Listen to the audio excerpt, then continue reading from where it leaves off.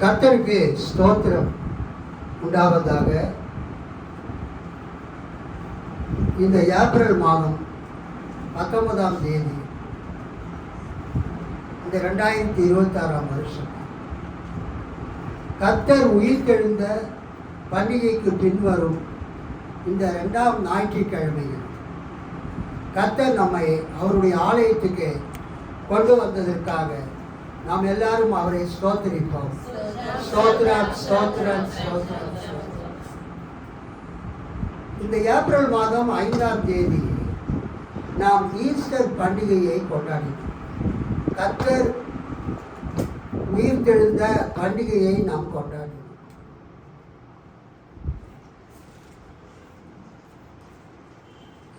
ஐந்தாம் தேதி ஈஸ்டர், 12ஆம் தேதி கர்த்தர் உயிர்த்தெழுந்த பண்டிகைக்கு பின்வரும் முதலாம் ஞாயிற்றுக்கிழமை. இன்றைக்கு 19ஆம் தேதி கர்த்தர் உயிர்த்தெழுந்த பண்டிகைக்கு பின்வரும் 2ஆம் ஞாயிற்றுக்கிழமை. அல்லேலூயா. பொதுவாக திருச்சபைகளில் அந்த கிறிஸ்டியன் கேலண்டர், கிறிஸ்துவ நாள்காட்டியை பயன்படுத்துகிறவர்கள் அந்தந்த பண்டிகையோடு தொடர்புடைய அந்த வேத பகுதியை வைத்து பிரசங்கிப்பார்கள். ஸோ நாமும் அதையே பின்பற்றுகிறோம். இன்றைக்கு என்ன பெயர்? கர்த்தர் உயிர்த்தெழுந்த பண்டிகைக்கு பின்வரும் 2ஆம் ஞாயிற்றுக்கிழமை. ஸோ இயேசு உயிர்த்தெழுந்த பிறகு நடந்த சம்பவங்களை நாம் தியானிக்கிறோம். அதற்கு ஆதாரமாக யோவான் 21ஆம் அதிகாரம் 1 முதல் 14 வசனங்களை பழைய திருப்புதலில் வாசித்து பிறகு திருத்திய பொது மொழிபெயர்ப்பில் வாசித்து தியானிக்கலாம். யோவான் 21ஆம் அதிகாரம் 1 முதல் 14. இவைகளுக்கு பின்பு இயேசு திபேரியா கடற்கரையிலே மறுபடியும் சீஷருக்கு தம்மை வெளிப்படுத்தின விவரமாகும். சீமோன் பேதுருவும் திதுமும் எனப்பட்ட தோமாவும் கலிலேயா நாட்டில் உள்ள கானா ஊரானாகிய நாத்தான் வேலும் சபதேயுவின் குமாரரும் அவருடைய சீஷரில் வேறு 2 பேரும் கூடி இருக்கும்போது சீமோன் பேதுரு மற்றவர்களை நோக்கி, மீன் பிடிக்கப் போகிறேன் என்றான். அதற்கு அவர்கள், நாங்களும் உம்முடனே கூட வருகிறோம் என்றார்கள். அவர்கள் புறப்பட்டு போய் உடனே படவேறினார்கள். அந்த ராத்திரியிலே அவர்கள் ஒன்றும் பிடிக்கவில்லை. விடிய காலமான போது இயேசு கரையிலே நின்றார். அவரை இயேசு என்று சீஷர்கள் அறியாதிருந்தார்கள். இயேசு அவர்களை நோக்கி, பிள்ளைகளே, புசிக்கிறதற்கு ஏதாகிலும் உங்களிடத்தில் உண்டா என்றார். அதற்கு அவர்கள், ஒன்றும் இல்லை என்றார்கள். அப்பொழுது அவர், நீங்கள் படவுக்கு வலதுபுறமாக வலையை போடுங்கள், அப்பொழுது உங்களுக்கு அகப்படும் என்றார். அப்படியே அவர்கள் போட்டு திரளான மீன்கள் அகப்பட்டதினால் அதை இழுக்க மாட்டாதிருந்தார்கள். ஆதலால் இயேசுவுக்கு அன்பாயிருந்த சீஷன் பேதுருவை பார்த்து, அவர் கர்த்தர் என்றான். அவர் கர்த்தர் என்று சீமோன் பேதுரு கேட்ட உடனே தான் வஸ்திரம் இல்லாதவனாய் இருந்தபடியினால் தன் மேல் சட்டையை கட்டிக்கொண்டு கடலிலே குதித்தான். மற்ற சீஷர்கள் கரைக்கு ஏறக்குறைய 200 முழ தூரத்தில் இருந்தபடியினால் படவில் இருந்து கொண்டே மீன்களுள்ள வலையை இழுத்து கொண்டு வந்தார்கள். அவர்கள் கரையிலே வந்து இறங்கின போது கரி நெருப்பு போட்டியிருக்கிறது, அதன் மேல் மீன் வைத்திருக்கிறதையும் அப்பத்தையும் கண்டார்கள். இயேசு அவர்களை நோக்கி, நீங்கள் இப்பொழுது பிடித்த மீன்களில் சிலவற்றை கொண்டு வாருங்கள் என்றார். சீமோன் பேதுரு படவில் ஏறி 153 பெரிய மீன்களால் நிறைந்த வலையை கரையில் இழுத்தான். இத்தனை மீன்கள் இருந்தும் வலை கிழியவில்லை. இயேசு அவர்களை நோக்கி, வாருங்கள், போஜனம் பண்ணுங்கள் என்றார். அவரை கர்த்தர் என்று சீஷர்கள் அறிந்தபடியினால் அவர்களில் ஒருவனும் நீர் யார் என்று கேட்க துணியவில்லை. அப்பொழுது இயேசு வந்து அப்பத்தையும் மீனையும் எடுத்து அவர்களுக்கு கொடுத்தார்.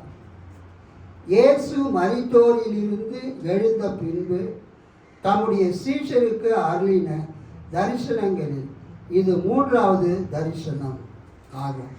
அல்லேலூயா, கர்த்தருக்கு ஸ்தோத்திரம். மிகவும் அருமையான ஒரு வேத பகுதி. ஒவ்வொரு வாரமும் அதுதான் நான் சொல்லிட்டு இருக்கிறேன். ஒவ்வொரு வாரமும் பிரசவம் பண்ணும்போது ஒரு வேத பகுதியை படிச்சுட்டு என்ன சொல்கிறேன், இது மிகவும் ஒரு அருமையான முக்கியமான ஒரு வேத பகுதின்னு சொல்கிறேன். உண்மைதான். அதாவது ஆசிரியர்களுக்கு, போதகர்களுக்கு சில பாடங்கள் ரொம்ப பிடிக்கும். அல்லேலூயா, அது மெய் மறந்து நடத்துவாங்க.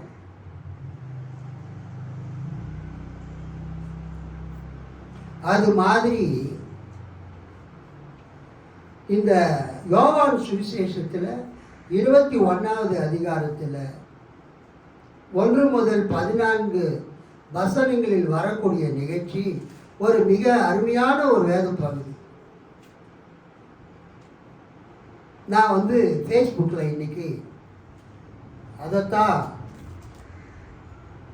நான் போஸ்ட் பண்ணியிருக்கிறேன். இந்த 21வது அதிகாரம் ஃபேஸ்புக்கில், அப்புறம் நம்முடைய க்ளோரியஸ் சர்ச் ஆஃப் காட் வாட்ஸ்அப்பில், அப்புறம் நம்முடைய பைபிள் காலேஜ் ஸ்டூடெண்ட் எல்லாருக்குமே அதை நான் போஸ்ட் பண்ணியிருக்கிறேன். கர்த்தருக்கு ஸ்தோத்திரம். அது என்னன்னா, Jesus appeared to his 7 disciples at this place at the Sea of Tiberias in John 21, 1-14. A church is built at this place by the Greek Orthodox Church and is known as the Church of the Holy Apostles. The Church of the Holy Apostles. இயேசு உயிர்த்தெழுந்த பிறகு தன்னுடைய சீடர்களில் 7 பேருக்கு அவர் காட்சி அளித்த தோன்றின அந்த 7 சீடர்களை சந்தித்த இடத்துல அந்த திபேரியா கடற்கரை ஓரமாக ஒரு அழகான ஒரு கிறிஸ்தவ தேவாலயத்தை Orthodox church, Greek Orthodox church, கிரேக்க அந்த வைதிக அந்த பாரம்பரிய அந்த திருச்சபையினர் கட்டி இருக்கிறார்கள். அல்லேலூயா. உலகத்தில் 3 பெரிய பிரிவுகள் இருக்கிறது திருச்சபை. ஒன்று ரோமன் கத்தோலிக்க சபை, 2வது கிரேக்க வைதிக திருச்சபை, Greek Orthodox church or simply Orthodox church, 3வது புரொட்டஸ்டன்ட் சர்ச், லூத்தரன், அந்த சிஎஸ்ஐ, பேப்டிஸ்ட் எல்லாரும் வரக்கூடிய அந்த சர்ச். அதில் தான் நம்மளும் பெண்டிகாஸ்ட் சர்ச்சு வரும். ஸோ இந்த கிறிஸ்துவ திருச்சபையில் இருக்கக்கூடிய 3 பெரும் பிரிவுகளில் அந்த பாலஸ்தீன தேசத்தில், இஸ்ரேல் தேசத்தில், யோர்தான் தேசத்தில், லெபனான் என்று அழைக்கப்படக்கூடிய அந்த தேசத்தில், சிரியாவில், அங்கெல்லாம் அதிகமாக இருக்கிற சபைகள் கிரீக் ஆர்த்தடாக்ஸ் சர்ச். அல்லேலூயா. ரஷ்யாவில் கூட கிரீக் ஆர்த்தடாக்ஸ் சர்ச், எகிப்தில், எத்தியோப்பியாவில், கிரேக்க நாட்டில் கிரீஸில் அங்கே இருக்கக்கூடிய அந்த டர்க்கிலாம் இருக்கக்கூடிய துருக்கியில் அந்த பகுதியில் இருக்கக்கூடிய மெஜாரிட்டி சர்ச்சஸ் வந்து கிரேக்க வைதிக திருச்சபை, கிரீக் ஆர்த்தடாக்ஸ் சர்ச். அவங்க ஒரு ரொம்ப அழகான ஒரு ஆலயத்தை அவங்க அங்கே கட்டி இருக்கிறாங்க. அதை வந்து நான் ஒரு வால்டர் என்று சொல்லப்படக்கூடிய ஒரு ஐயா ஆன்லைன் கிளாஸ் எடுப்பார். அந்த கிளாஸ் நான் அட்டென்ட் பண்ணும் பொழுது அவர் அந்த படத்தை தான் அவருடைய கிளாஸில் அவர் யூஸ் பண்ணுவார். அல்லேலூயா, கர்த்தருக்கு ஸ்தோத்திரம். அவர் ஆன்லைன் கிளாஸ் வால்டர் அவர் நடத்தும்போது இந்த படம் தெரியுதா எல்லாருக்கும்? இப்போ சகப்பு கலர் நிறைய கோபுரம் இருக்கிற மாதிரி இந்த படத்தை தான் அவர் வந்து அவருடைய ஆன்லைன் கிளாஸில் வகுப்பில் வச்சுருப்பார். அதன் பிறகு நான் அதை பார்க்கும்போது தான் தெரிஞ்சுக்கிட்டேன் அந்த படத்தினுடைய முக்கியத்துவம் எவ்வளோன்னு சொல்லி. மிகவும் சிறப்பான ஒரு படம். கர்த்தருக்கு ஸ்தோத்திரம்.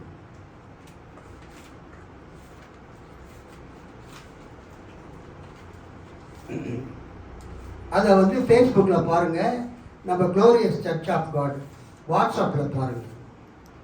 இந்த படம் வந்து சர்ச் ஆஃப் த ஹோலி அப்பாசில்ஸ். அதுக்கு என்ன பேருங்க? சர்ச் ஆஃப் த ஹோலி அப்பாசில்ஸ், பரிசுத்த அப்போஸ்தலர்களுடைய சபை. அதை கட்டினது யாருன்னா கிரீக் ஆர்த்தடாக்ஸ் சர்ச். இந்த யோவான் 21ஆம் அதிகாரம் நடந்த இடத்துல இயேசு அந்த சீஷர்களை சந்தித்து பிரேக்ஃபாஸ்ட், மார்னிங் பிரேக்ஃபாஸ்ட், காலை சிற்றுண்டியை இயேசு அவர்களுக்கு தருகிறார். வந்து புசியுங்கள் என்று சொல்கிறார். அந்த இடத்துல இந்த சர்ச் கட்டப்பட்டிருக்கிறது. இஸ்ரேல் தேசத்துக்கு போகிறவங்க எல்லாரும் இந்த சர்ச்சை போயிட்டு என்ன பண்ணுவாங்க? பார்த்துட்டு வருவாங்க. கர்த்தருக்கு ஸ்தோத்திரம். ரெண்டாவது, மத்தேயு, மார்க்கு, லூக்கா இந்த சுவிசேஷங்களை விட யோவான் சுவிசேஷத்தில் சற்று ரொம்ப ஆழமான சத்தியங்கள் எழுதப்பட்டிருக்கிறது. ஹல்லேலூயா. அதுக்கு என்ன காரணம்னா, நமது புதிய ஏற்பாட்டில் இருக்கிற 4 சுவிசேஷங்களில் கடைசியாக எழுதப்பட்டது யோவான் தான். ஹல்லேலூயா. மார்க் ஃபர்ஸ்ட் எழுதப்பட்டது, 2வது மத்தேயு, 3வது லூக்கா. இந்த மார்க்கை பார்த்து மத்தேயு எழுதுறாரு, மார்க்கை பார்த்து லூக்கா எழுதுறாரு. இந்த 3 நற்செய்திகளுமே கிட்டத்தட்ட லூக்காவில் என்ன இருக்கோ அதுதான் மத்தேயுலேயும் இருக்கும், மார்க்கில் என்ன இருக்குதோ அதுதான் லூக்காவிலேயும் இருக்கும். ஆகவே இந்த நற்செய்தி நூல்களுக்கு என்ன பேருனாக்கா சமநோக்கு நற்செய்தி நூல்கள். சமநோக்கு நற்செய்தி நூல்கள். கர்த்தருக்கு ஸ்தோத்திரம். நேற்று என்னுடைய ஸ்டூடெண்ட் ஒருத்தர் நேற்று நைட்டு கால் பண்ணி, ஐயா ஒரு டவுட்டு, அந்த யவீருவின் மகளை இயேசு உயிரோடு எழுப்பும்போது மத்தேயு, மார்க்கு, லூக்காவெல்லாம் படிக்கும்போது எல்லா வசனமும் கிட்டத்தட்ட ஒரே மாதிரி இருக்குது, அது எப்படி ஒரே மாதிரி அவங்க எழுதியிருப்பாங்க அப்படின்னு ஒரு கேள்வி கேட்டார் மார்ட்டின் என்ற மாரியப்பன். அப்போ நான் சொன்னேன், இது மாதிரி மத்தேயு, மார்க்கு, லூக்கா எல்லாமே சுவிசேஷங்களாக எழுதப்படும் பொழுது இயேசுவின் வார்த்தைகள் என்கிற ஒரு புஸ்தகம் இருந்தது, சேயிங்ஸ் ஆஃப் ஜீசஸ். இயேசுவினுடைய வார்த்தைகள், சேயிங்ஸ் ஆஃப் ஜீசஸ் என்கிற ஒரு புத்தகம் இருந்தது. அதுக்கு ஜெர்மன் மொழியில் கொல்லே, QUELLE, கொல்லே என்று அழைக்கப்படும். ஸோ இந்த மத்தேயு, மார்க்கு, லூக்கா எழுதினவங்க எல்லாருமே மார்க்கு பார்த்து எழுதினா கூட அந்த இயேசுவின் வார்த்தைகள் எல்லாவற்றையும் அந்த இயேசுவின் வார்த்தைகள் என்ற புஸ்தகத்தை பார்த்து அவங்க நற்செய்தி நூல்களில் அவங்க எழுதினாங்க. அதனால அந்த இயேசுவின் வார்த்தைகள் எல்லாம் கிட்டத்தட்ட ஒரே மாதிரி தான் 3 சுவிசேஷங்களிலும் இருக்கும். அந்த கொல்லே என்பது ஜெர்மன் வார்த்தை. அதுக்கு சிம்பல் வந்து கியூனா சோர்ஸ். இந்த வார்த்தைகள்லாம் எங்கிருந்து வந்தது? கியூ சோர்ஸ், ஆதாரம், மூலம் அப்படின்னு அர்த்தம். அதனால கொஞ்சம் தான் வித்தியாசம் இருக்கும், நீங்கள் அதை பற்றி ஒன்றும் கவலைப்படாதீங்க அப்படின்னு சொல்லி அவருக்கு நான் சொன்னேன். அவர் ரொம்ப சந்தோஷப்பட்டார். ஸோ மத்தேயு, மார்க்கு, லூக்கா எல்லாம் துவக்கத்தில் எழுதப்பட்ட நூல்கள் இயேசுவை பற்றி. ஆனால் இயேசுவை பற்றி கடைசியாக எழுதப்பட்ட நற்செய்தி நூல் யோவான் சுவிசேஷம். அல்லேலூயா. அதனால மத்தேயு, மார்க்கு, லூக்காவை விட ஆவிக்குரிய சத்தியங்கள். அதுக்கு யோவான் சுவிசேஷத்துக்கு பேரு ஸ்பிரிச்சுவல் காஸ்பல், ஆவிக்குரிய நற்செய்தி, ஆவிக்குரிய சுவிசேஷ புத்தகம் என்று யோவான் சுவிசேஷம் அழைக்கப்படுகிறது. இந்த யோவான் சுவிசேஷம் ஏறத்தாழ ஒரு 90லிருந்து 95, அதாவது முதல் நூற்றாண்டில் கிபி 90லிருந்து 95க்குள்ள, அதாவது இயேசு சிலுவையில் அறையப்பட்டு அவர் மரித்து அடக்கம் பண்ணப்பட்டு 3ஆம் நாள் உயிர்த்தெழுந்து அவர் 40 நாள் சீடர்களுக்கு காட்சி அளித்து பரத்துக்கு எடுத்துக்கொள்ளப்பட்ட பிறகு 50வது நாளில் சபை ஆரம்பிக்கப்படுகிறது. அல்லேலூயா. அது கிபி 29 அல்லது 30. கிபி 29 அல்லது 30 சபை ஆரம்பிக்கப்பட்ட பிறகு ஒரு 65 வருஷம் பொறுத்து, அதான் மத்தேயு, மார்க்கு, லூக்கா எல்லாமே எழுதி முடித்த பிறகு சபை ஆரம்பித்து ஒரு 65 வருஷம் பொறுத்து கிபி 95வது வருஷத்தில் யோவான் சுவிசேஷம் எழுதப்பட்டது. அல்லேலூயா. கர்த்தருக்கு ஸ்தோத்திரம். இந்த யோவான் இந்த சுவிசேஷத்தை எழுதும்போது மற்றவங்க எழுதாத பல காரியங்களை அவர் இந்த சுவிசேஷத்தில் எழுதினார். ஏனென்றால் ஏற்கனவே மத்தேயு எழுதிட்டாரு, ஏற்கனவே இதை மார்க் எழுதிட்டாரு, ஏற்கனவே இதை லூக்கா எழுதிட்டார். அதனால சொன்னதையே அரைச்சமாகவே திரும்ப திரும்ப அரைக்காம மார்க்கு, மத்தேயு, லூக்கா எழுதாத விஷயத்தை நம்ம எழுதணும்னு சொல்லிட்டு யோவான் எழுதுகிறார். அல்லேலூயா. அப்போ யோவான் எங்கே இருக்கிறாருன்னா எபேசுவில் இருக்கிறார். இன்றைக்கு துருக்கி என்று அழைக்கப்படக்கூடிய அக்காலத்திலே சிறிய ஆசியா, ஏசியா மைனர் என்று அழைக்கப்பட்ட அந்த நகரத்தில் யோவான் எபேசு சபைக்கு போதகராக அவர் இருக்கிறார். அல்லேலூயா. அப்படி யோவான் அந்த எபேசு சபையில் அவர் பிரசங்கம் பண்ணிட்டு இருக்கும்போது அவர் கூட இயேசுவின் தாயாகிய மரியாள் இருந்தாங்க.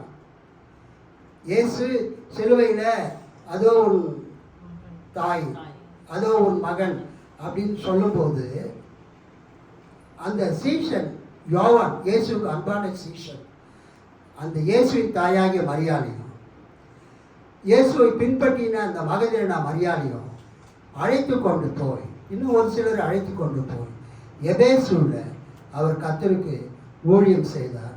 எபேசுவில் இருந்த சபைக்கு அவர் தலைமை போதகராக இருந்தார். அல்லேலூயா. கர்த்தருக்கு ஸ்தோத்திரம். அந்த எபேசு சபையிலே இருந்த ஒரு மூப்பர்களில் ஒருவர், அவர் பேர் யோவான். எபேசு சபையில் இருந்த elder, one of the elders of the Ephesian church, அந்த மூப்பர்களில் ஒருவர் வெளிப்படுத்தின விசேஷத்தை எழுதினார். கைத்தட்டி ஆண்டவரை மகிழ்ப்படுத்தலாமா? அதனால யோவான் எழுதின அந்த நற்செய்தி நூல் இயேசுவுக்கு அன்பான சீடனால் எழுதப்பட்டது. இயேசுவுக்கு அன்பான சீடன் எழுதினது யோவான் சுவிசேஷம். வெளிப்படுத்தின விசேஷம் அந்த யோவானிடத்திலே விசுவாசியாக இருந்த அந்த வெளிப்படுத்தின விசேஷம் எழுதப்பட்ட பொழுது அந்த யோவான் கிட்டத்தட்ட 95லேருந்து 100க்குள்ள அது இருக்கும். அந்த டைமில் யோவான் கிட்ட அசிஸ்டண்ட்டாக இருந்த, அசிஸ்டன்ட் பாஸ்டாக இருந்த அல்லது அந்த சபைக்கு மூப்பனாக இருந்த ஒருத்தர் அவர் என்ன பண்ணுறாரு, வெளிப்படுத்தின விசேஷத்தை எழுதுகிறார்.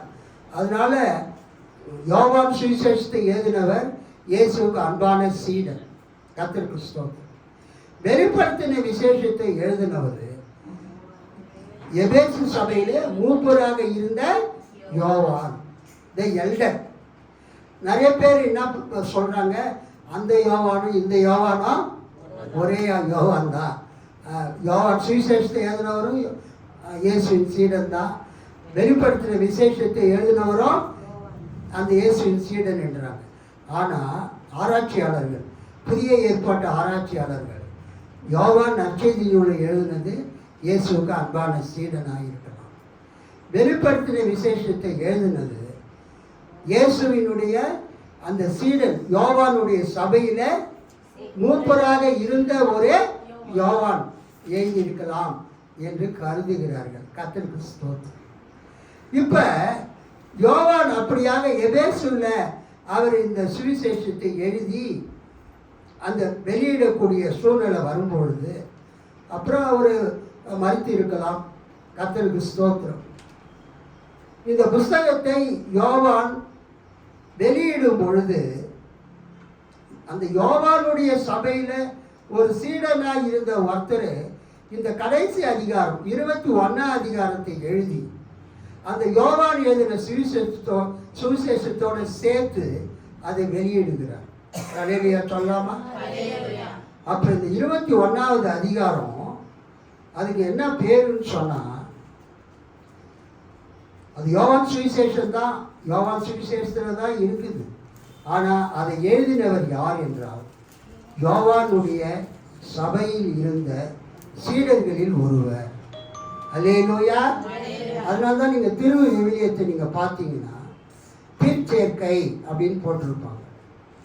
யோவான் 21வது அதிகாரத்துக்கு தலைப்பு என்னன்னு கொடுத்திருப்பாங்க, பிற்சேர்க்கை. இயேசு தம் சீடர் 70க்கு தோன்றுதல்.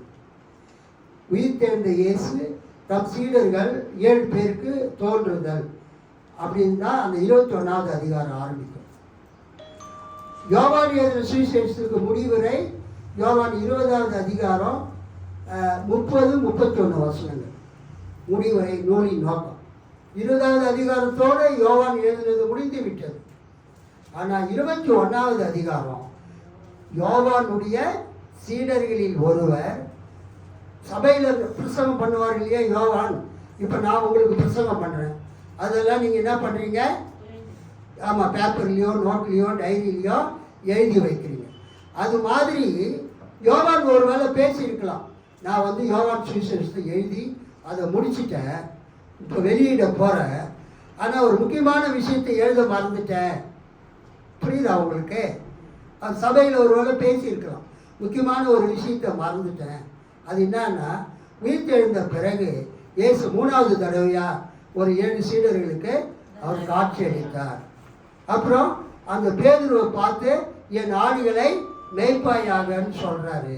அப்புறம் நான் மறுமளவும் இவன் இருக்க எனக்கு சித்தமானால் உனக்கு என்ன கவலைன்னு கேட்டாரு.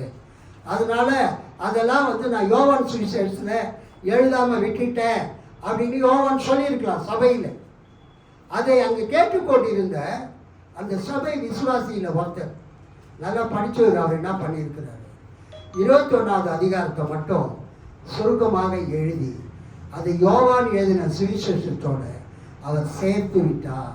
அல்லேலூயா சொல்லாமா? அல்லேலூயா. இப்போ எடுத்த உடனே பிரசங்கத்தை ஆரம்பித்து நான் பண்ணேன்னா 1/2 ஹவரில் செய்தி முடிச்சிடும். அல்லேலூயா. இப்போ அந்த புத்தகத்தை பற்றி அது பின்னணியை பற்றி நீங்கள் தெரிஞ்சுக்கணும்னு நினைக்கிறதுனால தான் நான் என்ன பண்ணுறேன், இதெல்லாம் சொல்கிறேன். இதெல்லாம் உங்களுக்கு தேவையா தேவையில்லையா சொல்லுங்க. ரூச்சலமா ஒருத்தவங்க தான் சொல்கிறாங்க, கீர்த்தனை அவங்களுக்கெல்லாம் தேவையில்லையா? சரி சரி. It's very very essential. இதெல்லாம் நீங்கள் அறிந்து கொள்ள வேண்டும். சரி, இப்போ 21வது அதிகாரம் 1ஆம் வசனத்தை படிங்க. இவைகளுக்கு பின்பு இயேசு திபேரியா கடற்கரையிலே மறுபடியும் சீஷருக்கு தம்மை வெளிப்படுத்தின விவரமாவது. பாத்தீங்களா, அந்த யோவானுடைய சீடரு ஏற்கனவே யோவான் சபையில பேசுற செய்திய அவர் சுருக்கமாக எழுதி 20வது அதிகாரத்துக்கு கூட சேர்க்கிறார். என்ன சொல்றாரு? இவைகளுக்கு பின்பு இயேசு திபேரியா கடற்கரையிலே மறுபடியும் சீஷருக்கு தம்மை வெளிப்படுத்தின விவரமாவது. இது addition to the gospel of John. யோவான் நற்செய்தியோட யோவான் சுவிசேஷத்தோடு சேர்க்கப்பட்ட ஒரு அதிகாரம். அது என்ன விவரன்றத அந்த சீடை நாங்கள் எழுதி அதை சேர்த்து இருக்கிறார். கர்த்தருக்கு ஸ்தோத்திரம். இந்த சம்பவம் எங்க நடந்தது? திபேரியா கடற்கரையிலே நடந்தது. திபேரியா கடற்கரை. ஆக்சுவலா ஐயா வாங்க பிரைஸ் தான். இஸ்ரேல் தேசத்துல பாலஸ்தீன நாட்டில் 2 கடல் இருக்குது. மேலே கலிலேயா கடல், கீழே சவக்கடல். அந்த கலிலேயா மாநிலத்தில் இருக்கிற அந்த கலிலேயா கடலுக்கு என்ன பேருன்னா 2-3 பேர் இருக்குது. பழைய ஏற்பாட்டில் அதுக்கு கிண்ணரேத்து கடல் என்று பெயர். புதிய ஏற்பாட்டில் அதுக்கு கலிலேயா கடல், கெனசரேத்து கடல், அப்புறம் திபேரியா கடல் என்று பெயர். கலிலேயா கடலுக்கு என்னென்ன பேர் இருக்குது? கலிலேயா கடல், கெனசரேத்து கடல், திபேரியா கடல். பழைய ஏற்பாட்டில் அதுக்கு கிண்ணரேத்து கடல். இந்த கடல் உப்பு கடல், உப்பு தண்ணி கிடையாது, நல்ல தண்ணி. அல்லேலூயா. இந்த கலிலேயா கடல்னு சொல்றதுனால உப்பு கைக்குன்னு நம்ம நினைக்கக்கூடாது. இப்போ நம்ம புழல் ஏரி மாதிரி, கொரட்டூர் ஏரி மாதிரி, செம்பரம்பாக்கம் ஏரி மாதிரி வேற என்ன ஏரி இருக்குது? அங்கே காட்டுமன்னார் கோயில்கிட்ட வீராணம் ஏரி, நிறைய ஏரிங்க இருக்குது. ஸோ இந்த ஏரிகள் விவசாயம் பண்ணுவதற்கு தண்ணியும் மக்களுக்கு குடிநீரையும் கொடுக்கிறது. அல்லேலூயா.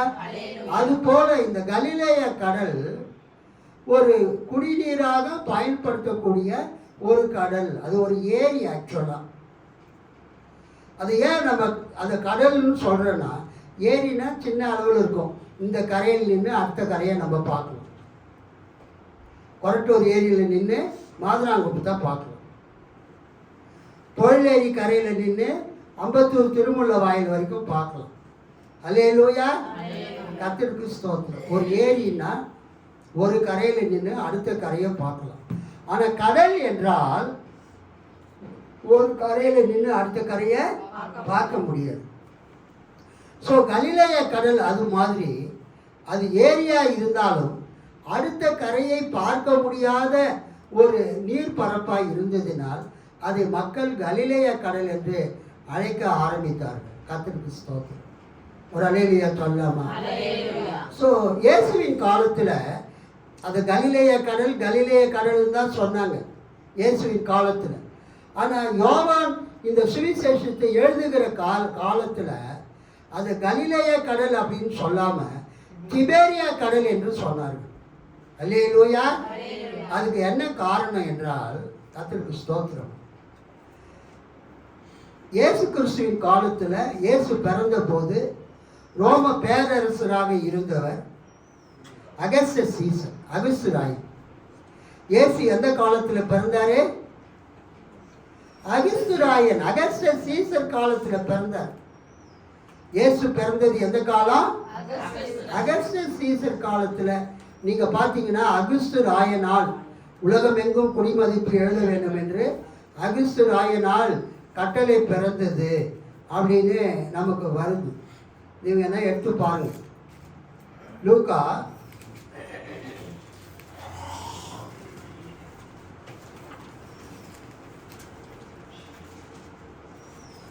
2:1 படிங்க. அந்நாட்களில் உலகமெங்கும் குடிமதிப்பு எழுதப்பட வேண்டும் என்று அகஸ்து ராயனால் கட்டளை பிறந்தது. அகஸ்து ராயன் அப்படின்னா அகஸ்டஸ் எம்பரர் அல்லது அகஸ்டஸ் சீசர். ரோம பேரரசர் அகஸ்டஸ் சீசர், அகஸ்டஸ் எம்பரர் காலத்தில் இயேசு பிறந்தார். இயேசு பிறந்த பிறகு அந்த அகஸ்டஸ் சீசர் மரித்த பிறகு கிபி 14ஆம் வருஷம் முதல் கிபி 37ஆம் வரைக்கும் அந்த அகஸ்டஸ் சீசருடைய வளர்ப்பு மகன், அகஸ்டஸ் சீசருடைய வளர்ப்பு மகன் திபேரியு சீசர், திபேரியு ராயன், அவர் அந்த ரோம பேரரசுக்கு பேரரசராக மாறினார். டிபேரியஸ், ஜூலியஸ், சீசர், அகஸ்டஸ், 4 பேர் பாருங்க. நம்ம தமிழ் பைபிளில் என்ன போட்டிருக்குது? திபேரியு ராயன் அப்படின்னு தான் இருக்குது. ஆனால் அவருடைய actual name Tiberius Julius Caesar Augustus, Roman emperor from AD 14 to AD 37. Augustus Caesar was his stepfather. இந்த திபேரியு ராயனுக்கு வளர்ப்பு தந்தை அகஸ்டஸ் சீசர் தான்.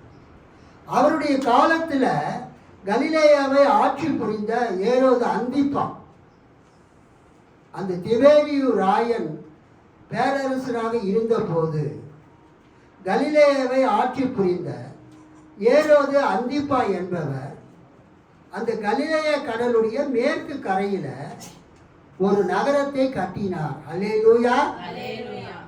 யாரை கனப்படுத்துவதற்காக? அந்த திபேரியு சீசரை கனப்படுத்துவதற்காக. அல்லேலூயா. அந்த திபேரியு ராயனை கனப்படுத்துவதற்காக அந்த கலிலேயாவின் அரசன் ஏரோது அந்திப்பா ஒரு நகரத்தை உருவாக்கினார். நகரத்தை உருவாக்கி அதுக்கு திபேரியா பட்டணம் பேர் வச்சார். கை கட்டி ஆண்டவர் மகிமைப்படுத்தும். நல்லா உற்சாகம். ஸோ யோவான் இந்த சுவிசேஷத்தை எழுதும்போது எல்லாருமே கலிலேயா கடல் என்று சொல்லாம அந்த கடலை எப்படி அழைச்சாங்க? திபேரியா கடல் என்று அழைத்தாங்க.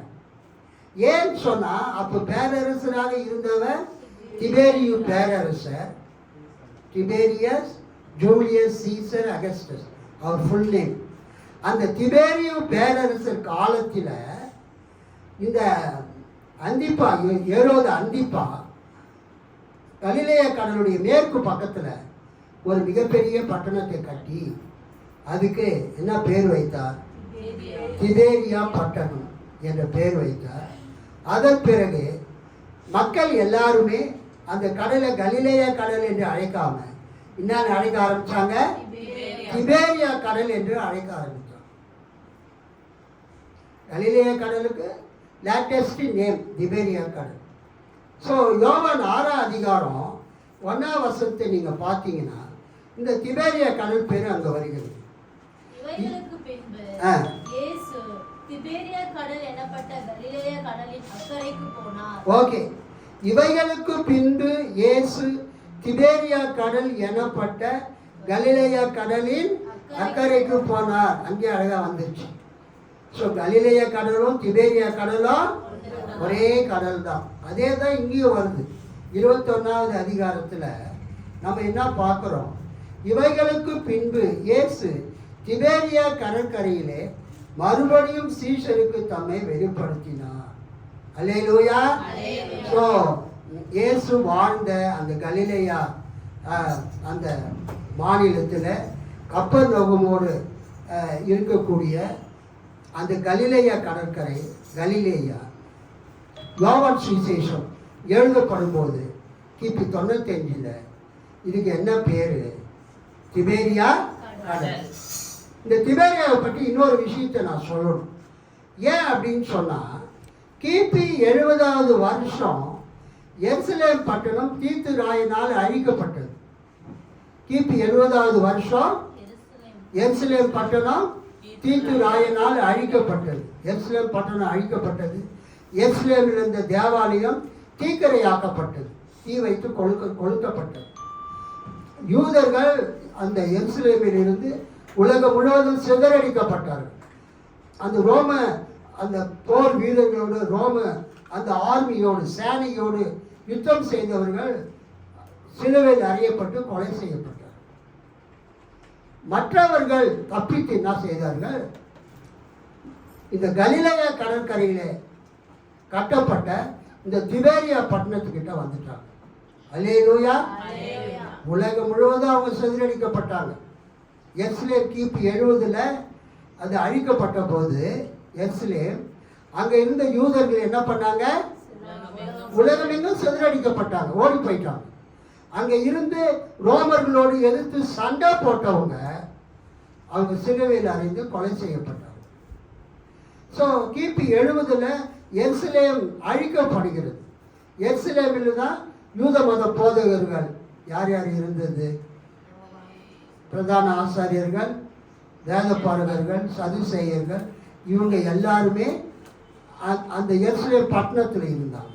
ஸோ எருசலேம் பட்டணம் அழிக்கப்பட்ட பிறகு அங்கே இருந்த யூத மத போதகர்கள் எல்லாருமே எங்கே வந்துட்டாங்க? இந்த திபேரியா பட்டணத்துக்கு வந்துட்டாங்க. ஸோ திபேரியா ஒரு காலத்தில் யூதர்களால் மதிக்கப்படலை. ஏன்னு சொன்னால் அங்கு நிறைய கல்லறைகள் இருந்தது. அந்த யார்? அந்த அந்திப்பா, ஏரோது அந்திப்பா அந்த நகரத்தை கட்டும் பொழுது நிறைய அங்கே கல்லறைகள்லாம் இருந்தது, கிரேவியார்ட். அது யூதர்களுக்கு அது அருவருப்பாக இருந்திருக்குது. ஒருவேளை அது புறஜாதிகளுடைய கல்லறையாக கூட இருந்திருக்கலாம். எப்படி இருந்தாலும் பரவாயில்லை. அந்த யூதர்கள் அதை ஒரு பரிசுத்த குலைச்சலாக நினைத்தார்கள். ஆனால் எருசலேம் அழிக்கப்பட்ட பிறகு அங்கே இருந்த யூத மத போதகர்கள், வேதபாரகர்கள், பரிசேயர்கள் போன்றவங்கெல்லாம் எருசலேமிலிருந்து அவங்க இடப்பெயர்ச்சி அடைந்து தே மைக்ரேட்டட் டு டிபேரியாஸ், திபேரியாவுக்கு வந்துட்டாங்க. திபேரியாவில் வந்து அவங்க ஜபாலயத்தெல்லாம் கட்டி அங்கே இருந்து யூத மத போதனையை, இப்போ நம்ம பைபிள் காலேஜ் வச்சு நடத்துகிற மாதிரி யூத மத போதனையை திபேரியாவில் இருந்து அவங்க கற்றுக் கொடுத்தாங்க. அல்லேலூயா. ஸோ ஓரளவுக்கு ஒரு பின்னணியை நம்ம பார்த்து விட்டோம். இந்த திபேரியா கடற்கரையில் இயேசு கிறிஸ்து உயிர்த்தெழுந்த பிறகு 3வது முறையாக தனது சீடர்களில் 7 பேரை சந்திக்கிறார். யோவான் 20வது அதிகாரத்தில் இயேசு அதிகாலையில் உயிர்த்தெழுந்த பிறகு மகதலேனா மரியாளுக்கு தன்னை காண்பிக்கிறார். அதன் பிறகு அன்னைக்கு ஈவினிங்கே இயேசு என்ன பண்ணுறாரு? தன்னுடைய சீஷர்கள் ஒரு பூட்டப்பட்ட அறையிலே அவர்கள் இருந்தபோது அவர் அந்த அறையினுள் பிரவேசித்து உங்களுக்கு சமாதானம் என்று சொல்லி அவர்களுக்கு தன்னை வெளிப்படுத்துகிறார். அல்லேலூயா. ஸோ இயேசு உயிர்த்தெழுந்த பிறகு தன்னுடைய சீடர்களுக்கு முதலாவது ஒரு அறையிலே போய், ஒரு வீட்டிலே போய் வெளிப்படுத்தினது 21 இருந்து. அல்லேலூயா. கர்த்தருக்கு ஸ்தோத்திரம். 25 வரைக்கும். அடுத்தது 8 நாளைக்கு பிறகு, தோமா அப்படி இல்லை, 8 நாளைக்கு பிறகு 26 இருந்து 31 வரைக்கும் பார்த்தீங்கன்னா 2வது முறையாக இயேசு தன்னுடைய சீடர்களுக்கு தன்னை வெளிப்படுத்துகிறார். அல்லேலூயா. கர்த்தருக்கு ஸ்தோத்திரம். ஸோ முதல் முறை இயேசு உயிர்த்தெழுந்த உடனே மகதலேனா மரியாளுக்கு காட்சி அளிக்கிறார், தோன்றுகிறார், அவரோடு பேசுகிறார். அவர்தான் போய் தன்னுடைய சீடர்களுக்கு தான் உயிரோடு எழுந்ததை சொல்கிறார். அதனால தான் மகதலேனா மரியாளுக்கு அப்போஸ்தலர்களுக்கு அப்போஸ்தலர், திருத்தூதர்களுக்கு திருத்தூதர் என்கிற ஒரு பட்டப்பேர் அவளுக்கு கிடைக்குது. 2வதாக அன்னைக்கு ஈவினிங்கே அதுதான் இயேசு சீடர்களுக்கு முதலாவது காட்சி அளிக்கிறது. அதே அதிகாரத்தில் கர்த்தருக்கு ஸ்தோத்திரம் 26 இருந்து 31 வரைக்கும் இயேசு தன்னை மறுபடியுமாக காட்சி அளிக்கிறார். யாருக்கு? சீடர்களுக்கு. அங்கே தோமாவும் வந்துட்டார். 3வது முறையாக அந்த திபேரியா கடற்கரையிலே அல்லது கலிலேயா கடற்கரையில் இயேசு தன்னுடைய சீடர்கள் மீன் பிடிக்க போகிறேன் என்று சீமோன் பேதுரு சொன்ன உடனே மொத்தம் 7 பேர் அவங்க அந்த கடற்கரையிலே அவங்க மீன் பிடிக்க போன போது இயேசு அவங்கள சந்திக்கிறார். அல்லேலூயா. அந்த காட்சியைத்தான் நாம் வாசிக்க கேட்டோம். இந்த வேத பகுதியில் இயேசு எப்படி இருக்கிறார் என்றால், முதலாவது அவர் ஒரு அந்நியனாக தன்னை காண்பிக்கிறார். இயேசு யார் என்றே அந்த சீடர்களுக்கு தெரியவில்லை. யோவான் 21:1-4 நீங்கள் பார்த்தீங்கன்னா யோவான் 21:1-4. பின்னர் இயேசு தம் சீடருக்கு திபேரியா கடல் அருகே மீண்டும் தோன்றினார். அவர் தோன்றியது இவ்வாறு: சீமோன் பேதுரு, திதிமு எனப்படும் தோமா, கலிலேயாவில் உள்ள கானாவைச் சேர்ந்த நத்தானியேல், செபதேயுவின் மக்கள் ஆகியோரோடு இயேசுவின் சீடர்களுள் வேறு இருவரும் கூடியிருந்தனர். அப்பொழுது சீமோன் பேதுரு அவர்களிடம், நான் மீன் பிடிக்கப் போகிறேன் என்றார். நாங்களும் உம்மோடு வருகிறோம் என்று கூறி அவர்கள் போய் படகில் ஏறினார்கள். அன்று இரவு அவர்களுக்கு மீன் ஒன்றும் கிடைக்கவில்லை. ஏற்கனவே விடியற்காலை ஆகியிருந்தது. இயேசு கரையில் நின்றார். ஆனால் அவர் இயேசு என்று சீடர்கள் அறிந்து கொள்ளவில்லை. ஒரு அல்லேலூயா சொல்லாமா?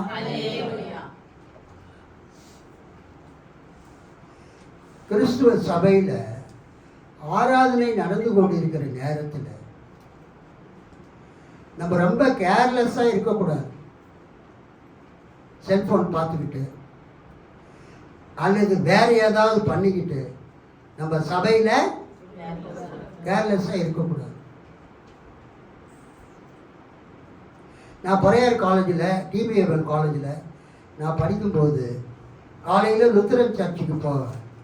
ஈவினிங்கு அங்கே பீட்டர் சுவாமி என்று சொல்லப்படக்கூடிய எம்ஏபிஎல் படித்த ஒரு அட்வொகேட், அவர் அந்த பொறையார் போஸ்ட் ஆஃபீஸ்க்கு எதிர்க்க ஒரு வீடு வாடகைக்கு எடுத்து அங்கே சபை நடத்துவார். அங்கே நான் ஈவினிங் சர்வீஸ் போவேன்.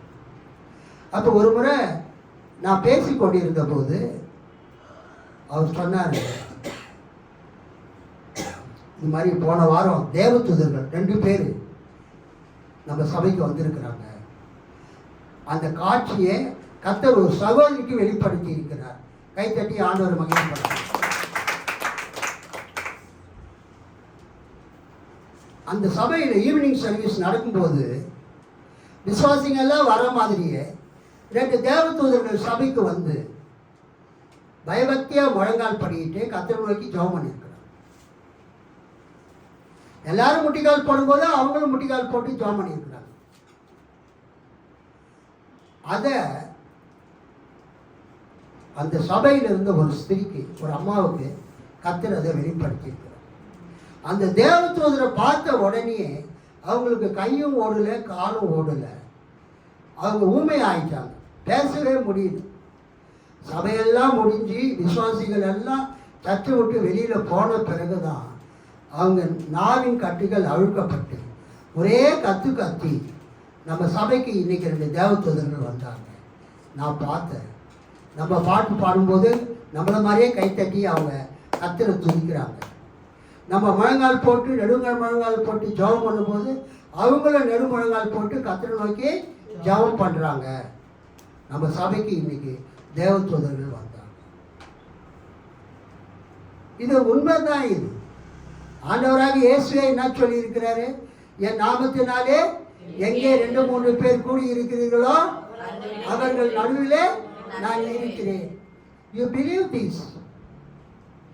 நிறைய பேர் என்ன நினச்சிக்கிறாங்க, ஒரு பெரிய ஆலயம் இருக்கணும், ஏர் கண்டிஷன் போட்டுருக்கணும், அங்கே மியூசிக்லாம் இருக்கணும், அங்கே ஸ்க்ரீனில் ஓடணும்.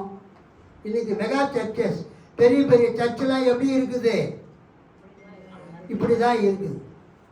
ஆனால் நம்ம தெரிந்து கொள்ள வேண்டியது என்னன்னா, இயேசு எத்தனை பேர் சந்திக்க வர்றாரு? அங்கே 21வது அதிகாரம் 7 பேருங்க. 7 பேரை சந்திக்கிறதுக்கு உயிர் தெரிந்த இயேசு கிறிஸ்து வருகிறார். அல்லேலூயா சொல்லுங்க. இயேசு என்ன சொன்னாரு? என் நாமத்தினாலே 2-3 பேர் எங்கே கூடி இருக்கிறீர்களோ அங்கே நான் வருவேன், அங்கே நான் இருக்கிறேன்.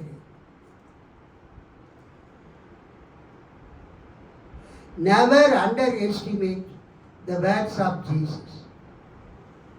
இயேசுவின் வார்த்தையை எப்போதும் ஒருபோதும் தாழ்வாக நினைக்காதீர்கள். அவர் சொன்னதை செய்கிறவர், திட்டம் பண்ணினதை நிறைவேற்றி முடிக்கிறவர். 20 பேர் வந்தாலும், 30 பேர் வந்தாலும், 50 பேர் வந்தாலும், 100 பேர் வந்தாலும், 1000 பேர் வந்தாலும் 50,000 பேர் வந்தாலும் இயேசுவின் நாமத்தில் நாம் கூடி வரும்போது அங்கு இயேசு வருகிறார். அல்லேலூயா. நம்ம சபைக்கு ஆண்டவர் வருகிறார். நமது சபையில் ஆண்டவர் இருக்கிறார். நமது சபையிலே உங்க சேர்லாம் பக்கத்துல காலியா இருக்குதுன்னு நினைச்சிட்டு இருக்காதீங்க. அங்க வந்து தேவதூதர்கள் உட்காருவாங்க. இடமே இல்லைன்னா கூட கீழே முட்டிக்கால் போட்டு நான் பேசுற பிரசங்கத்தை கேட்டுட்டு போவாங்க.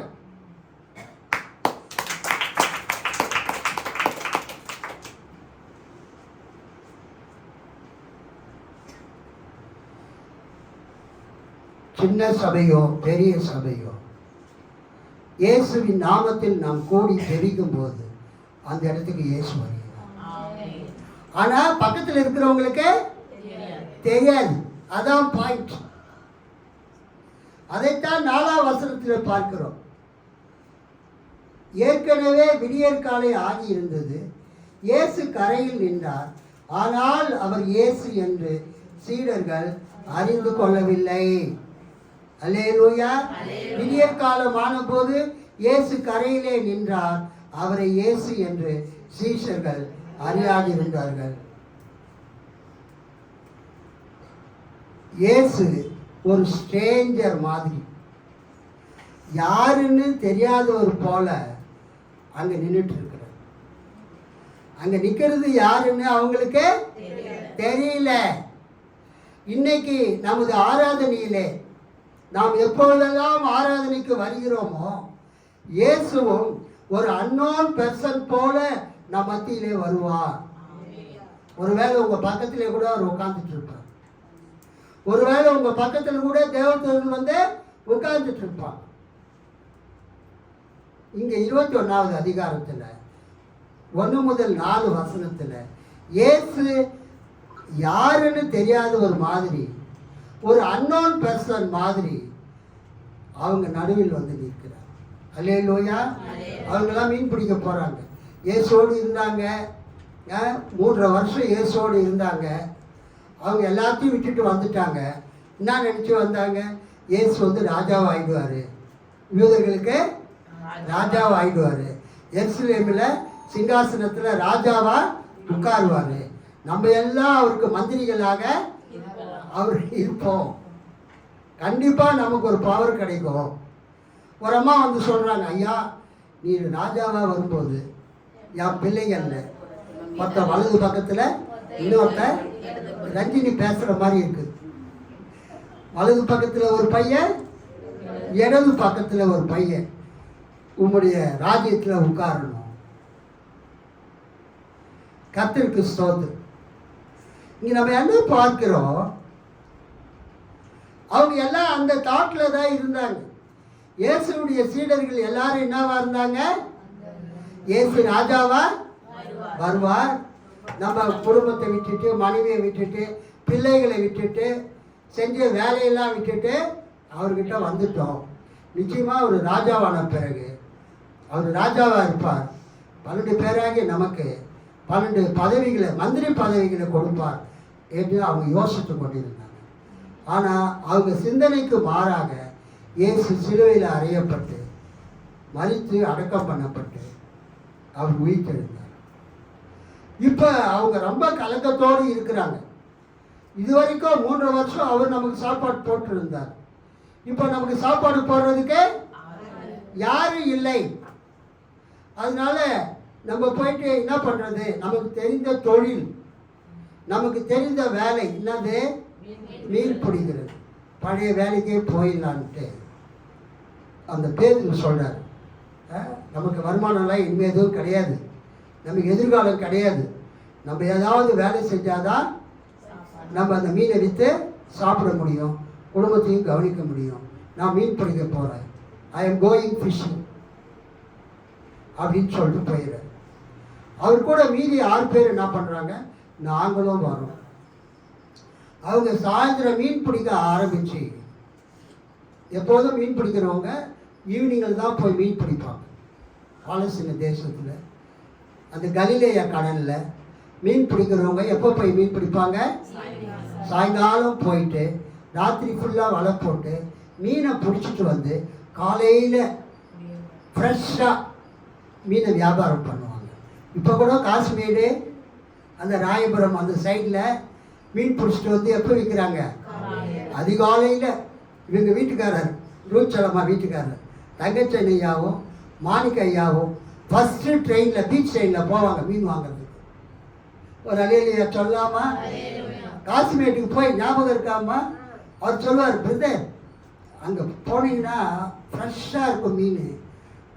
நான் ஒரு பையில், மாணிக்க ஐயா ஒரு பையில் வாங்கிட்டு வந்துடுவோம். நிறைய பேர் போய் வாங்கிட்டு வராங்க. அது மாதிரி இந்த பேதுருவும் அவர் கூட போன 7 சீடர்களும் அவரை சேர்த்து நைட்டு ஃபுல்லாக மீன் பிடிச்சிட்டு வந்து காலையில் நல்ல விலைக்கு விற்றுட்டு வரக்கூடிய அந்த வருமானத்தை வச்சு நம்ம வாழ்க்கை நடத்தலான்னா அவங்க போயிட்டாங்க. ஆனால் என்ன நடக்குதுன்னு சொன்னால், நைட்டு ஃபுல்லாக மீன் பிடிச்சோம், அவங்களால என்ன பண்ண முடியல, மீன் பிடிக்க ஒரு மீன் கூட பிடிக்கும். அவங்க ரொம்ப சோர்ந்து போய் அவங்க அதிகாலை பொழுது விடிஞ்சிடுச்சு. அப்போ என்ன பார்க்குறாங்கன்னா, அவங்க படகுல இருந்து 100 மீட்டர் தாண்டி, கடற்கரையிலிருந்து 100 மீட்டர் தள்ளி அவங்க படகு நிற்கிது. இயேசு கரையில் நின்று அவங்க கூட பேசுகிறார். என்ன பேசுகிறாரு? 21வது அதிகாரம் 5-8. இயேசு அவர்களிடம், பிள்ளைகளே, மீன் ஒன்றும் கிடைக்கவில்லையா என்று கேட்டார். அதற்கு அவர்கள் இல்லை என்றார்கள். அவர் படகின் வலப்பக்கத்தில் வலை வீசுங்கள், மீன் கிடைக்கும் என்று அவர்களிடம் கூறினார். அவர்களும் அவ்வாறே வீசினார்கள். மீன்கள் மிகுதியாய் அகப்பட்டதால் அவர்களால் வலையை இழுக்க முடியவில்லை. இயேசுவின் அன்பு சீடர் அதை கண்டு பேதுருவிடம், அங்கு நிற்பவர் ஆண்டவர் தாம் என்றார். அவர் ஆண்டவர் தாம் என்று கேட்டவுடன் சீமோன் பேதுரு தம் ஆடையை கலைந்து விட்டிருந்ததால் அதை இடுப்பில் கட்டிக்கொண்டு கடலில் குதித்தார். மற்ற சீடர்கள் மீன்களுடன் வலையை இழுத்து கொண்டு படகிலேயே வந்தார்கள். அவர்கள் கரையில் இருந்து வெகு தொலைவில் இல்லை, ஏறத்தாழ 100 மீட்டர் தொலைவில் தான் இருந்தார்கள். அல்லேலூயா, கர்த்தருக்கு ஸ்தோத்திரம். கோஸ்டன் பெர்ஜர் என்பவர் ஒரு புதிய ஏற்பாட்டு இறையியல் அறிஞர்.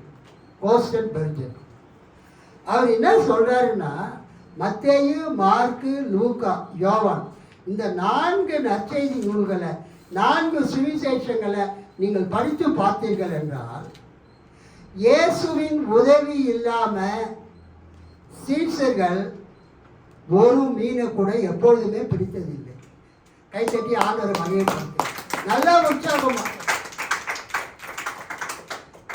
புதிய ஏற்பாட்டு அறிஞர் கோஸ்டன் பெர்ஜர் அவர் சொல்றாரு, மத்தேயு, மார்க்கு, லூக்கா, யோவான்ல சீஷர்கள் எப்போதெல்லாம் மீன் பிடிச்சாங்களோ அந்த மீன் பிடிச்ச சம்பவத்தில் இயேசுவின் உதவி இல்லாம அவங்களால ஒரு மீனை கூட பிடிக்க முடியவில்லை. ஒரு மீனை கூட அவங்களால பிடிக்க முடியவில்லை. அதை மறுபடியுமாக இந்த இடத்துல நம்ம பார்க்கிறோம். நைட்டு முழுவதும் அவங்க வலை போடுறாங்க. அல்லேலூயா. இரவு முழுவதும் வலை போடுறாங்க. அவங்க எதிர்காலத்துக்காக அவங்க மீன் பிடிக்கிறாங்க. ஏதோ பொழுதுபோக்குக்காக மீன் பிடிக்கல. எனக்கு பேங்க்ல நிறைய பணம் இருக்குது, பிள்ளைங்க நிறைய சம்பாதிக்கிறாங்க, பீரோ ஃபுல்லாக பணம் வச்சிருக்கிறேன், பொழுது போகிறதுக்கு வழி தெரியல, அதனால ஒரு ஹாபியாக டைம் பாஸிங்காக நான் மீன் பிடிக்கிறேன் அப்படின்னா பேருக்கு சொல்கிறாரு. அவங்க எதிர்கால வாழ்க்கைக்கு பணம் தேவை, வேற வழியே இல்லை. அடுத்த வேலை சாப்பாட்டுக்கு அவங்களுக்கு வழி இல்லை. அந்த தொழில் பண்ணாதான் அதை மீனை விற்று அந்த பணத்தை வாங்கி அந்த உலகத்தில் அவர் வாழ முடியும். எதிர்கால பிரச்சனை, வாழ்வாதார பிரச்சனை. அவங்க எதிர்காலம் ஒரு கேள்விக்குறியாகி விட்டது. நம்பி வந்த இயேசு நம்மை கைவிட்டு விட்டு போய்விட்டார். நம்ம மந்திரியாகவும் செல்வ செழிப்பாக வாழ்வோம், அதிகாரம் செலுத்துவோம் அப்படின்னு நினச்சோம். கடைசியில் நம்மளை பரதேசி மாதிரி இயேசு விட்டுட்டு போயிட்டாரு. இதுக்கு மேலே நம்ம சும்மா இருந்தால் நல்லா இருக்காதுன்னு சொல்லி தங்களுடைய பழைய தொழிலுக்கு அவங்க போய்விட்டாங்க. இரவு முழுவதும் முயற்சி பண்ணுறாங்க, அவங்களுக்கு மீனே கிடைக்கும். மத்தேயு, மார்க்கு, லூக்கா, யோவான் 4 சுவிசேஷத்திலுமே அந்த மீன் பிடிக்கிறவங்க மீன் பிடிக்கும்போது சுய முயற்சியினால் ஒரு மீனை கூட அவங்களால பிடிக்க முடியவில்லை. நம்ம சர்ச்சில் சின்ன சின்ன பிஸ்னஸ் பண்ணுறவங்க இருக்கிறீங்க, டீ கடை நடத்துகிறவங்க, போண்டா, சுண்டல், பஜ்ஜி வியாபாரம் செய்கிறவர்கள், தண்ணீர் வியாபாரம் செய்கிறவர்கள், அப்புறம் இந்த காஸ்மெட்டிக்ஸ் அதெல்லாம் வியாபாரம் செய்கிறவர்கள், ஆட்டோ ஓட்டி பிழைப்பு நடத்துகிறவர்கள், நீங்கள் எல்லாரும் ஏதோ ஒரு தொழிலை செய்கிறீங்க. இயேசுவின் உதவி இல்லாவிட்டால் உங்களுக்கு ₹1 கூட வருமானம் வரவே வராது.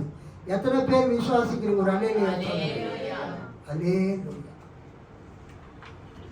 வாங்க வழிவிட்டோம். இயேசுவினுடைய உதவி இல்லாம இயேசுவின் சீடர்கள் எப்போதுமே ஒரு மீனை கூட பிடிக்கவே இல்லை. இது நமக்கு என்ன ஞாபகப்படுத்துகிறது? இந்த உலகத்தில் நம்ம பலவித பிரச்சனையோடு நம்ம வாழ்ந்து கொண்டிருக்கிறோம்.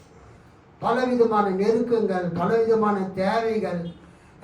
ஜூன் மாதம் வரப்போகுது, இந்த ஏப்ரல் மாதம், மே மாதத்தில் பிள்ளைகளுக்கு ஃபீஸ் கட்ட வேண்டும், அடுத்த வகுப்புக்கு செல்வதற்கு ஃபீஸ் கட்ட வேண்டும், அந்த +2 முடித்தவங்க கல்லூரிக்கு செல்வதற்கு ஃபீஸ் கட்ட வேண்டும். இன்னும் நமக்கு நிறைய தேவைகள் இருக்கிறது. இப்படிப்பட்ட சூழ்நிலையில நம்ம எல்லாருமே யார் மாதிரி இருக்கிறோம்? பேதுரு அண்ட் போல், அந்த 7 சீடர்கள் மாதிரி இருக்கிறோம். இரவு முழுவதும் பிரயாசப்பட்டோம், அவங்களுக்கு மீன் ஒன்றும் அகப்படவில்லை. அப்ப இயேசு பாருங்க, அவங்கள பார்த்து சொல்றாரு, பிள்ளைகளே, 5ஆம் வசனம், பிள்ளைகளே, புசிக்கிறதுக்கு ஏதாகிலும் உங்களிடத்தில் உண்டா என்றார். அதற்கு அவர்கள் ஒன்றும் இல்லை என்றார்கள். போட்டில் மீன் பிடிக்க போகிறவங்க அந்த சப்பாத்தி கிப்பாத்தி பிரெட்டு அதை தொட்டுட்டு சாப்பிட்றதுக்கு ஏதாவது ஜாம் மாதிரி ஏதாவது செஞ்சு எடுத்துக்கிட்டு போவாங்க. பசி எடுத்தால் சாப்பிட்றதுக்கு, சாப்பிட்டுட்டு கொஞ்சம் தண்ணி பாட்டில் எடுத்து தண்ணி குடிச்சிடும். பொதுவாக மீன் பிடிக்க போகிறவங்க அதை தான் இயேசு கேட்குறாரு, பிள்ளைகளே சாப்பிடுவதற்கு ஏதாவது இருக்குதான்னு கேட்குறாரு. அவங்க ஒன்றும் இல்லைன்ட்டாங்க. தட் மீன்ஸ் அவங்க அந்த அளவுக்கு ஒன்றுமே இல்லாத ஒரு மிகவும் லோவான நிலைமைக்கு வந்துட்டாங்க. அப்போ இயேசு சொல்கிறாரு, 6ஆம் வசனம், அப்பொழுது அவர், நீங்கள் படவுக்கு வலதுபுறமாக வலையை போடுங்கள், அப்பொழுது உங்களுக்கு அகப்படும் என்றார். அப்படியே அவர்கள் போட்டு திரளான மீன்கள் அகப்பட்டதினால் அதை இழுக்க மாட்டாதிருந்தார்கள். இயேசு கரையில் நிற்கிறாரு, கலிலேயா கடற்கரை அல்லது திபேரியா கரையில் நிற்கிறாரு. அவர் நிற்கிற இடத்துக்கும் போட்டுக்கு எவ்வளோ தூரம்? 100 மீட்டர், 100 மீட்டர்ஸ். இவர் பேசுறத அவங்க போட்ல இருந்து காதால கேட்குறாங்க. எப்போ ஏதாவது சாப்பிட்றதுக்கு வச்சிருக்கிறீங்களான்னு கேட்குறாரு. ஒன்றுமே இல்லைங்க ஐயான்னு சொல்கிறாங்க. முகம் தெரியலையே தவிர அந்த குரலுக்கு அவங்க என்ன சொல்கிறாங்க? பதில் சொல்கிறாங்க. உடனே இயேசு சொல்கிறாரு, நீங்கள் போட்டில் இருந்து வலது பக்கமாக நிறைய மீன்கள் இருக்கிறது, அங்கே போடுங்க, உங்களுக்கு மீன்கள் அகப்படும் என்று சொல்கிறார். உடனே அவர்கள் இயேசுவின் வார்த்தைக்கு கீழ்ப்படிஞ்சு அந்த வலையை வலப்பக்கமாக போட்டாங்க. அப்படியே அவர்கள் போட்டு திரளான மீன்கள் அகப்பட்டதினால் அதை இழுக்க மாட்டாதிருந்தாங்க. அந்த வலையில மிக பெரிய பெரிய மீன்கள் மாட்டிக்கொண்டது. நீங்க அந்த அதிகாரத்தை ஃபுல்லா படிச்சீங்கன்னா 153 பெரிய மீன்கள் அந்த வலையில மாட்டினது. இன்னைக்கு கர்த்தர் இந்த பிரசங்கத்தின் மூலமா உங்களுக்கு கொடுக்கிற நற்செய்தி என்ன? இயேசு உங்களுக்கு தெரியாதவர் மாதிரி, அந்நியர் மாதிரி கரையில ஃபர்ஸ்ட் நிற்கிறார். He was a stranger. ரெண்டாவது, இயேசு உங்கள் நிலைமையை அறிந்த பிறகு, அல்லேலூயா, உங்கள் குடும்பத்தை நடத்துவதற்கு, உங்கள் தனிப்பட்ட வாழ்க்கை நடத்துவதற்கு, உங்கள் கையில் பணம் இல்லை, பொருள் இல்லை, எந்த விதமான ஆதாரம் இல்லை என்று தெரிந்த பிறகு அவர் உங்களுக்கு சொல்லுகிறார், படகின் வலது பக்கத்திலே போகணும். இயேசு உங்களுக்கு என்ன சொல்லுகிறாரோ அதை நீங்க செய்யும் போது உங்களுக்கு ஆசீர்வாதம்.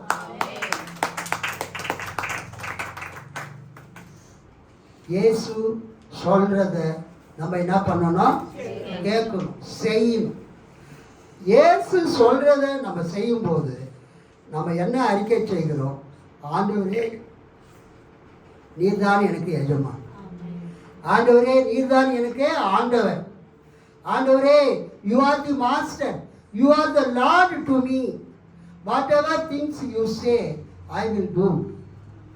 நீ சொல்றத நான் செய்கிறேன் அப்படின்னு சொல்லிட்டு அதை செய்யும் போது நைட்டு ஃபுல்லாக ஒரு மீன் கூட கிடைக்காதவங்களுக்கு 153 பெரிய மீன்கள் கிடைத்தது.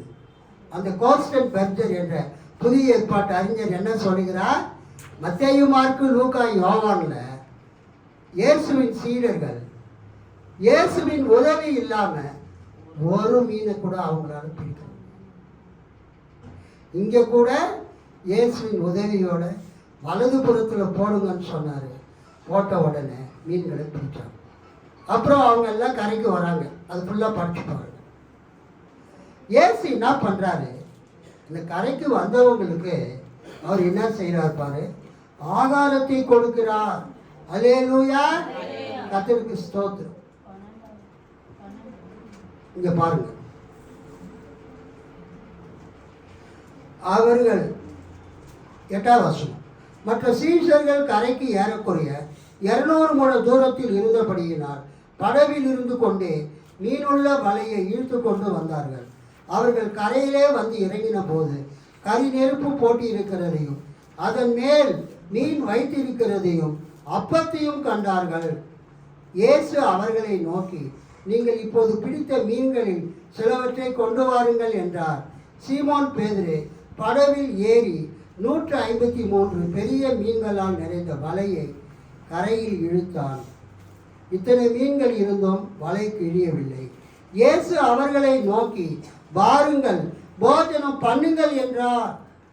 அவரை கர்த்தர் என்று சீஷர்கள் அறிந்தபடியினார் அவர்களில் ஒருவனும் நீர் யார் என்று கேட்க துணியவில்லை. அப்பொழுது இயேசு வந்து அப்பத்தையும் மீனையும் எடுத்து அவர்களுக்கு கொடுத்தார். கையில தட்டி ஆண்டவரை மகிமைப்படுத்துவாங்க. உற்சாகம். வாருங்கள், போஜனம் பண்ணுங்கள். திருநெல்வேலி மாவட்டத்தில் அந்த சிஎஸ்சி திருச்சபைகளில் இன்றைக்கு பிரசங்கத்தினுடைய தலைப்பு என்னவென்றால், விருந்து அளிப்பவர் இயேசு. இன்னைக்கு பிரசங்கத்துக்கு தலைப்பு என்னதுங்க? விருந்து அளிப்பவர் இயேசு. நேற்று எனக்கு தெரிந்த ஒரு சிஎஸ்ஐ, ஒரு பாஸ்டர், ஒரு ரெவரண்டு எனக்கு ஃபோன் பண்ணி எம்மாவு சீடர்களை பற்றி என்கிட்ட அவர் டிஸ்கஷன் பண்ணிட்டு இருந்தார். ஏன்னா இயேசு உயிர்த்தெழுந்த பிறகு எம்மாவு சீடர்களோடு சேர்ந்து எம்மாவுக்கு போகிறார். அவர் அப்பால் போகிறவர் போல, ரொம்ப தூரம் போகிறவர் போல காணப்படுறார். அவங்க சொல்கிறாங்க, அந்தி சாய்ந்து போயிட்டு, பொழுது சாய்ந்து போயிட்டு, நீங்கள் வந்து எங்களோட தங்கியிரும் அப்படின்னு கூப்பிடுறாங்க. இயேசு அந்த வீட்டுக்கு போன உடனே அவர் என்ன பண்ணுறாரு? அப்பத்தை எடுத்து ஸ்தோத்திரம் பண்ணி அதை பிட்டு அவங்களுக்கு கொடுக்குறாரு. அப்போ அவங்க கண்கள் திறக்கப்பட்டு, நம்ம கூட இதுவரைக்கும் வந்தவர் யாரு? இயேசு என்று அப்பொழுது அவங்க அறிந்து கொண்டாங்க. உடனே அங்கேருந்து அவங்க புறப்பட்டு திரும்பி எருசலேமுக்கு போய், கர்த்தர் வந்து எங்கள் கூட வந்தார், எங்கள் வீட்டுக்கு வந்தார், போஜனம் பண்ணும்போது அப்பத்தை பிடும்போது அவர் எங்களுக்கு தம்மை வெளிப்படுத்தினார் அப்படின்னு அவங்க சொல்லுவாங்க. கர்த்தருக்கு ஸ்தோத்திரம். இது அவர் என்கிட்ட நேற்று பேசிட்டு இருந்தார். புதிய ஏற்பாட்டில் எங்கெல்லாம் இயேசு அப்பத்தை அவர் பிடுகிறாரோ அங்கெல்லாம் அவர் தம்முடைய மகிமையை அவங்களுக்கு வெளிப்படுத்துகிறார்.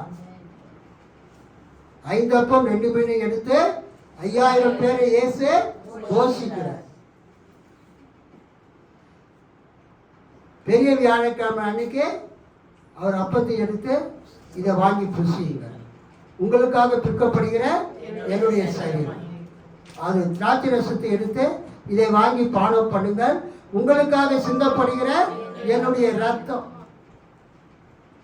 இங்கும் நம்ம அதுதான் பார்க்குறோம். என்ன பார்க்குறோம்?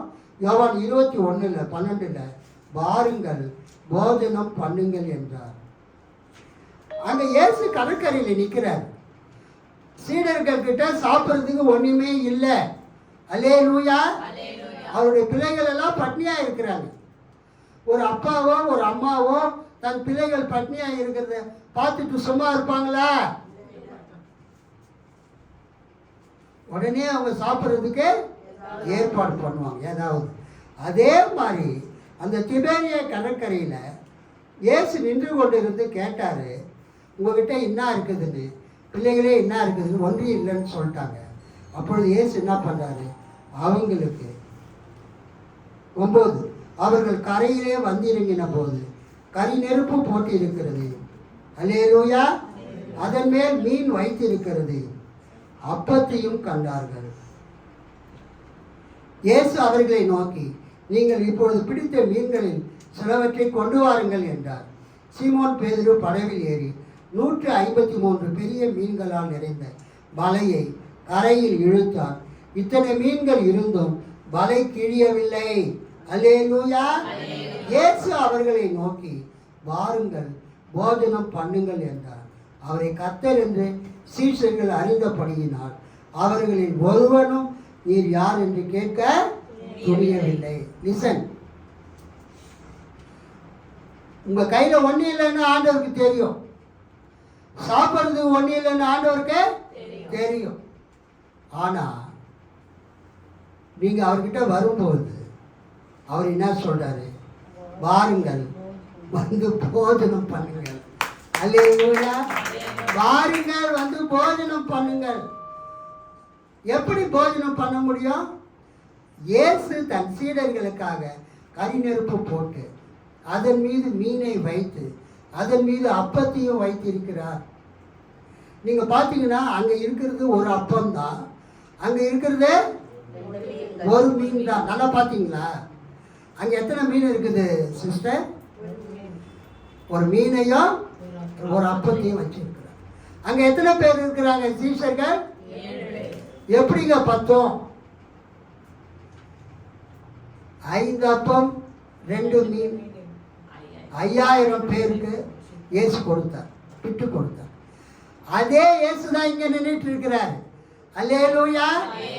அவர் என்ன பண்றாரு? அந்த அப்பத்தை இயேசு வந்து அப்பத்தையும் மீனையும் எடுத்து அவர்களுக்கு கொடுத்தார். ஃபர்ஸ்ட் ஒரு மீன் எடுக்கிறாரு, அதை விட்டு ஒரு ஆள் கொடுக்குறாரு. அப்புறம் அப்பத்தை எடுக்கிறாரு, அதை எடுத்து விட்டு இன்னொரு சீசன் கொடுக்குறாரு.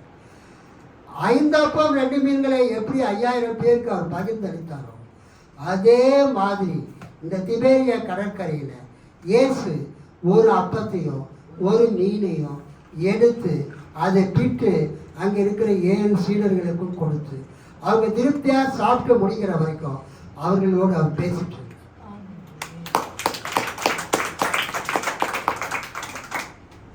இதில் வந்து நாம் என்ன அறிந்து கொள்ள வேண்டும்? உயிர்த்தெழுந்த இயேசு கிறிஸ்து உயிராக இருக்கும்போது என்ன அற்புதம் பண்ணாரோ அதே அற்புதத்தைய உயிர்த்தெழுந்த பிறகும் செய்கிறார். உயிர்த்தெழுந்த போது உயிராக இருக்கும்போது மாம்சத்தில் அவர் இருந்தார். இப்போ உயிர்த்தெழுந்த பிறகு அவர் மாம்சமாகவும் ஆவியாகவும் இருக்கிறார். அவர் அற்புதங்களை செய்யக்கூடியவர். அல்லேலூயா. அவர் உயிர்த்தெழுந்த தேவன், மகிமையுள்ள கிறிஸ்து இன்றைக்கும் நம் மத்தியிலே இருக்கிறார். அவர் உங்கள் தேவைகளை சந்திக்கிறார். அவர் சொல்றாரு, வாருங்கள் போஜனம் பண்ணுங்கள். இது எதுக்கு அடையாளம் என்றால் திருவிருந்துக்கு அடையாளம். அல்லேலூயா. அதனால திருவிருந்து ஆராதனையில ஒரு டேபிள் கிளாத் போடுவாங்க. நம்ம சர்ச்சில் அதெல்லாம் பண்ணுறதில்லை, நம்ம சர்ச்சு சின்ன சர்ச்சு.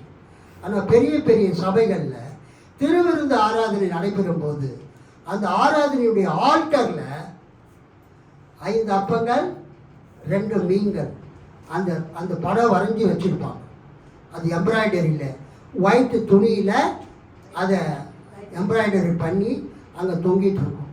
அதை பார்க்கும்போது ஜனங்களுக்கு 5 அப்பம் 2 மீனை கொண்டு 5000 பேருக்கு இயேசுவானவர் பகிர்ந்து கொடுத்தது போல தமது சரீரத்தையும் தமது ரத்தத்தையும் நமக்கு பகிர்ந்து கொடுக்க போகிறார். அல்லேலூயா என்ற அந்த உணர்வு ஜனங்களுக்கு ஏற்படும். 21வது அதிகாரத்தில் ஒரே ஒரு அப்பம் இருந்தது, ஒரே ஒரு மீன் இருந்தது. அந்த நெருப்பு தாழன் மேலே இயேசு அவைகளை எடுத்து ஆசீர்வதித்து பிட்டு சீஷர்களுக்கு கொடுத்தார். எப்போதுமே அந்த வீட்டு தலைவன் விருந்து உபசரிப்பவராய் மாறுவார். அந்த house owner will become the host. விருந்தினர்களுக்கு விருந்து அளிப்பவராக அந்த வீட்டு ஓனர் மாறுவார். எம்மாவு அந்த கிராமத்துக்கு இயேசு சென்ற போது அவர் ஒரு அந்நியன், அவர் வழிபோக்கனை போல நடந்து போய் கொண்டிருந்தார். அந்த வீட்டுக்காரங்க தான் அவரை உள்ள வாங்கன்னு கூப்பிடுறாங்க. இயேசு உள்ள போன உடனே அவர் விருந்து அளிப்பவராக மாறிவிட்டார். அந்த வீட்டில் இருக்கிறவங்க விருந்தாளிகளாக மாறிவிட்டார்கள். இயேசு எந்த வீட்டுக்கு வருகிறாரோ அவர் விருந்தாளி மாதிரி வருவார், ஆனால் வீட்டு ஓனராக மாறிடுவார். இயேசு உங்கள் வீட்டுக்கு விருந்தாளியாக வருவார், கெஸ்டாக வருவார். உங்கள் வீட்டுக்கு வந்த பிறகு அவர் மாஸ்டராக மாறிடுவார், மாஸ்டர் ஆஃப் த ஹவுஸ். அவர் அந்த எம்மாவூரில் அப்பத்தை எடுத்து பிட்டு அந்த 2 பேருக்கும் கொடுக்குறார், சீடர்கள். இங்கே 7 சீடர்கள் இருக்கிறாங்க.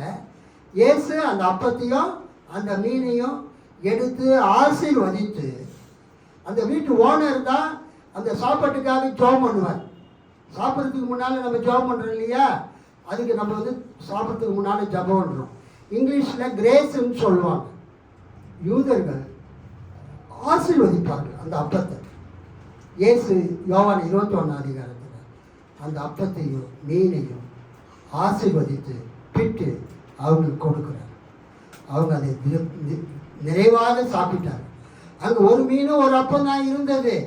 அவங்க 153 மீனை பிடிச்சிட்டு வந்தாங்க. அதை இயேசு யூஸ் பண்ணாரா? யூஸ் பண்ணவே இல்லை. அவருடைய வல்லமை அவ்வளவு வல்லமை இருக்குது. அவருடைய வல்லமையினால அப்பங்களை பெருகச் செய்து மீன்களை பெருகச் செய்து அவங்களை அன்னைக்கு ஆசீர்வதித்தார். அதே இயேசு இன்னைக்கு இருக்கிறார். உங்கள் குறைவை நிறைவாக்குகிற இயேசு இன்றைக்கு இருக்கிறார். அவர் வந்து யாருன்னா ஸ்ட்ரேஞ்சர். அவர் யாருங்க? ஸ்ட்ரேஞ்சர். 2வது அவர் யாரு? மாஸ்டர். 3வது அவர் யாரு? விருந்து அளிப்பவர், த ஹோஸ்ட். அப்பத்தையும் மீனையும் பிட்டு சீடர்களுக்கு கொடுத்தார். வலது பக்கம் போடுங்கள் என்று சொன்னார். அவர் தலைவராக ஆண்டவராக மாறினார். கடற்கரையிலே 100 மீட்டர் தூரத்தில் நிற்கிறாரு. இருட்டில் வைகரை பொழுது அடையாளம் தெரியல. அடையாளம் தெரியவராக இயேசு உங்கள் நடுவிலே என் நடுவிலே இருக்கிறார். அவர் எப்போதும் உங்களுக்கு அற்புதம் செய்வார். ஆமென். கர்த்தர்